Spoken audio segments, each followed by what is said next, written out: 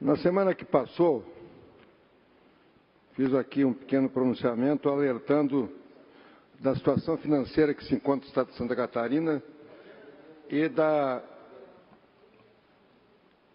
do erro que estaria se fazendo numa situação de dificuldade colocada de o governo tomar mais um empréstimo a juros exorbitantes. A Secretaria de Fazenda lançou uma nota contestando as afirmações que aqui fiz. Mas não deu tempo nem de lançar a nota, e o secretário, acho que saiu direto depois de lançar a nota, fez uma reunião com todo o colegiado de Santa Catarina, do governo do Estado, reunião a qual o governador não compareceu, em que disse que, literalmente, que a situação em Santa Catarina é dramática e revelou que as contas não fecham. A reunião foi fechada, mas como em política tudo se sabe, tudo vaza, o comentário foi amplo, geral e restrito. E o jornalista Marci Pereira publicou na sua coluna exatamente isso, com a seguinte manchete: crise financeira atinge o governo de Santa Catarina. A crise financeira chegou pesada no governo de Santa Catarina.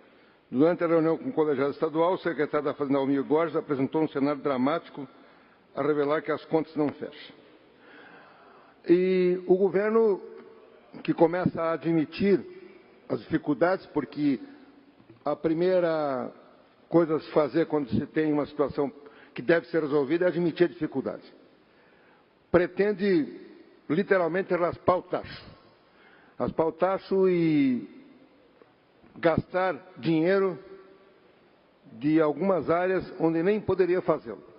Por exemplo, pretende, já editou a medida provisória para tirar cerca de 100 milhões do SC Saúde, onde vai diminuir a alíquota que ele deveria aplicar de 4,5%, vai passar para 0,5% até o final do ano. Pretende retirar dinheiro do Porto de São Francisco, que está incorporando a SCPAR, e também se diz aí nos bastidores que pretende vender a sua participação no BRDE, do governo de Santa Catarina, chega a cerca de R$1 bilhão. Então, a crise está aí apontada, está aí colocada, e o governo finalmente tem que admitir das dificuldades que se tem. Evidente que as dificuldades que o governo catarinense tem não são só do governo de Santa Catarina, e não são só desse governo, claro que todo mundo sabe disso.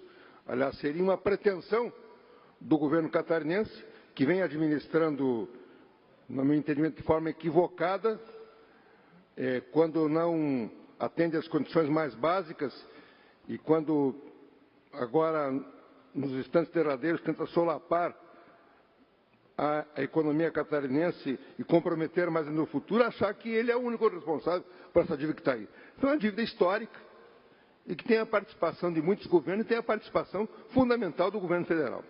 Então, nessa semana, se anunciou que a dívida federal ela está chegando e vai chegar rapidamente a 80% do PIB. O Brasil já está pagando 7% do PIB de juros da dívida. Muito mais que gasta em educação. Muito mais do que gasta em educação. É um modelo brasileiro que transfere o recurso dos tributos, o recurso dos impostos, fundamentalmente para o sistema financeiro. Quando a pessoa vê que falta um remédio que está faltando em qualquer lugar e o governo não admite, aquele remédio que está faltando lá na ponta da linha, muitas vezes tem a ver com o modelo econômico que o Brasil tem. Um modelo que, nos últimos tempos, não consegue nem manter o chamado superávit primário. O que é o superávit primário? É aquele superávit entre o dinheiro que é arrecadado e que gasta, que sobra para pagar apenas o juro da dívida. Então, a cada ano, não consegue pagar o juro e tem que tomar mais dinheiro, que não é para investimento, mas é apenas para pagar o juro, e esse essa dívida vai se acumulando. E agora, o próprio governo federal pretende também se desfazer, anuncia agora a privatização da Eletrobras, por exemplo, se dissolver do patrimônio, se desfazer do patrimônio. Ora, o que é preciso fundamentalmente mudar é esse modelo colocado. Esse modelo que transfere recursos dos tributos para os grandes bancos, para os investidores. Há esse juro nas alturas no Brasil, com esse modelo aqui instalado, onde os grandes bancos lucram adoidadamente. Por exemplo, nessa questão da Lava Jato, que está atingindo muitos setores, tem um lá, o Palocci, que quer fazer lá uma delação premiada, pelo que estão falando, que o Ministério Público devia agilizar a delação dele, porque é o único que quer falar dos bancos. Porque a corrupção que está em todos os lugares do Brasil, nesta área, fundamentalmente, é aonde a maior parte do dinheiro é desviada. Porque a maior parte do dinheiro não é desviada porque alguém mete a mão, porque alguém frauda uma licitação, que isso já é bastante, mas é por esta política econômica que transfere, veja bem, 7% do PIB para pessoas, para um sistema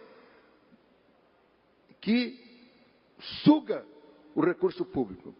Esse é um modelo que não é só brasileiro. Você pega um investidor, pega lá esse Warren Buffett, um dos homens mais ricos do mundo. É um sujeito que, provavelmente, nos modos que a gente fala do trabalho, deputado Aguiar, nunca trabalhou. Nunca pegou uma enxada para carpir um quarto de terra lá, uma quadra de terra. Nunca fez nada. Nunca bateu um ponto. Mas esse modelo faz com que o fundo que ele administra faça ele um dos homens mais ricos do mundo. E esse é o sistema financeiro. Então, aquela falta de remédio na ponta da linha, que é a forma que o governo administra o seu patrimônio, os seus recursos e da forma que ele transfere recursos para a iniciativa privada.